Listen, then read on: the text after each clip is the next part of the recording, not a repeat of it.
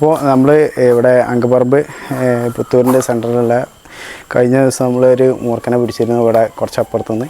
അപ്പോൾ അതിൻ്റെ തന്നെ ഏകദേശം അടുത്തുള്ള വീടാണിത്. അപ്പോൾ അവിടെ ഇവരിവിടെ നായ്ക്കൾ കയറാൻ നിൽക്കാൻ വേണ്ടിയിട്ട് വല ഇട്ടിരുന്നു. ഇവിടെ ആ വലയിൽ കുടുങ്ങിയതാണ്. ഇത് എപ്പോഴാണ് കുടുങ്ങിയത്? ആ ടൈമിലാണ്. ശരി. ഇവിടെ ഉണ്ടായിരുന്നു അല്ലെങ്കിൽ പുറത്ത് വേറെ സ്ഥലം? ശരി. അങ്ങനെ ഡയറക്റ്റ് കുടുങ്ങി പോയതാ? ശരി. അപ്പോൾ അത് അവർ വല ഇട്ടുകൊണ്ട് ഉള്ളിൽ കയറാതെ, അല്ലാതെ ഇവിടെ വല ഇല്ലെങ്കിൽ അത് ഡയറക്റ്റ് ഉള്ളിൽ കയറാൻ ചാൻസ് ഉണ്ട്. കാരണം ഇവിടെ ഗ്രിപ്പുള്ള ഇതൊക്കെ ഉണ്ട്. അപ്പോൾ അതിന് കയറാൻ സുഖമാണ്. അപ്പോൾ അടുത്തൊക്കെ നമ്മൾ ഒരുപാട് ബാത്റൂമിൽ നിന്നും വീടിൻ്റെ ഉള്ളിൽ നിന്നൊക്കെ മൂർഖനെ ഇതേപോലത്തെ പാമ്പുകളെ ഒരുപാട് റെസ്ക്യൂ ചെയ്തതാണ്. അപ്പോൾ അതുപോലെ തന്നെ ആയിരിക്കും വല ഉണ്ടായതുകൊണ്ട് ഉള്ളിൽ കയറാതെ അവർ കഴിച്ചിലായി. ഉള്ളിൽ കയറുകയാണെങ്കിൽ ഒരു പെട്ടെന്ന് ശ്രദ്ധിക്കണമെന്നില്ല. ഏതായാലും ഓരോ ഭാഗ്യം.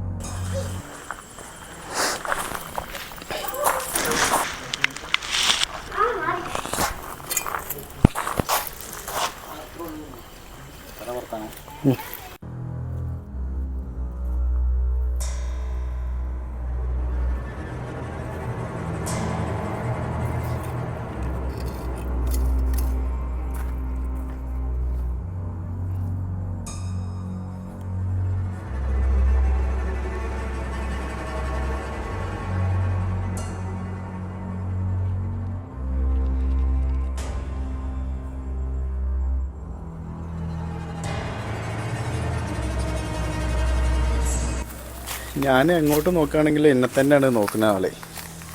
എൻ്റെ ഓരോ നീക്കങ്ങളും കാര്യമായിട്ട് ആൾ ശ്രദ്ധിക്കുന്നുണ്ട്.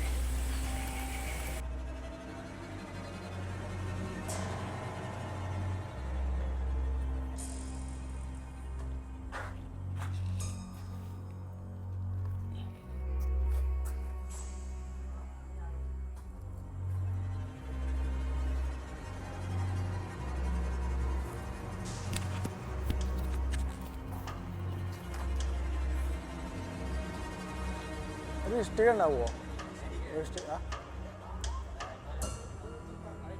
മതി മതി.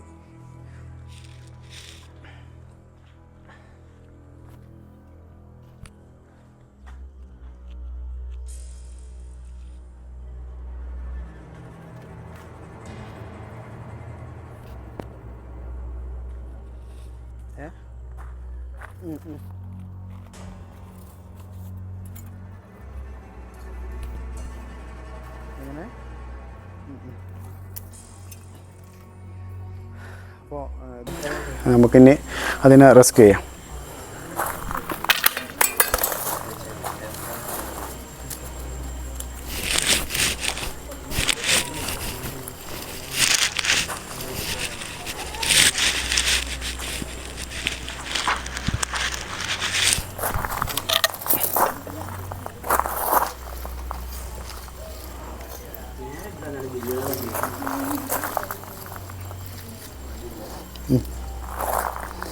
ആള് കുറച്ച് വയലൻ്റാണ്. അതാണ് ആൾ പത്തി വിടർത്തി നിൽക്കുന്നത്.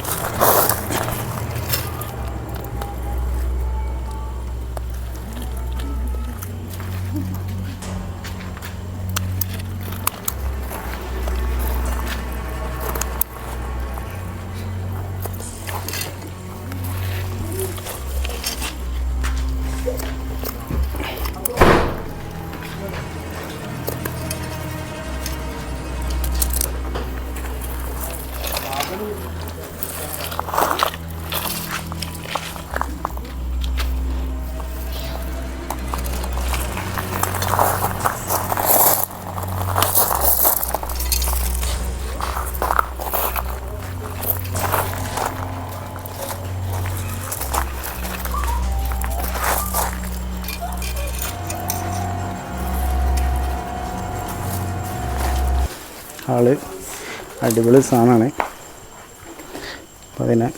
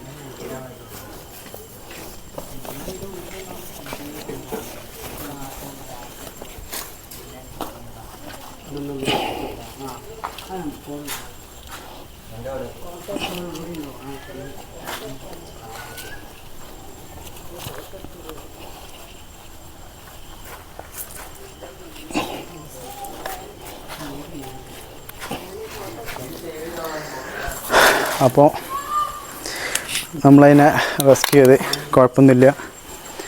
ആൾ നല്ല ആരോഗ്യമുണ്ട്. ഓക്കെ,